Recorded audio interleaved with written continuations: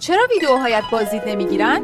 اول، کیفیت محتوای تصویر و صدا ضعیف، ایده تکراری یا ادیت بی‌حوصله تماشاگر را نگه نمی‌دارد. دوم، رقابت شدید است، اگر تفاوتی نسازی گم می‌شوی. سوم، الگوریتم وقتی به تو اعتماد می‌کند معمولا مشکل از چند جاست. عنوان و توضیحات کلیشه‌ای یا ناقص، تگ‌های عمومی، کاور کم جاذبه، نرخ کلیک پایین، محتوای خسته کننده یا طولانی، رقابت شدید، زمان انتشار نامناسب.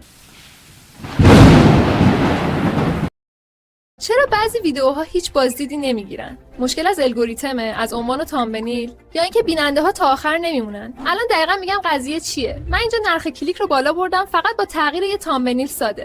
بعدش با نگه داشتن چرا ویدیوهای کانالت بازدید نمیگیرند؟ دلایل زیادی دارد. کیفیت پایین صدا و تدوین، موضوعات پررقابت، زمانبندی غلط، واچ تایم کم، تعامل کم کاربر، هشتگ های نامرتبط، کاور ضعیف و چند اشتباه رایج دیگر. راه حل؟ تصویربرداری روشن. نگاه کن، ساعت‌ها وقت گذاشتی، فیلم گرفتی، ادیت کردی، ولی هنوزم بازدیدها همینه. نه عنوان جذاب داری، نه تامبنیل خوب و مخاطبت رو نگه نمیداری. اول کار شاید طبیعی باشه، ولی اگه میخوای رشد کنی باید بفهمی مخاطب چی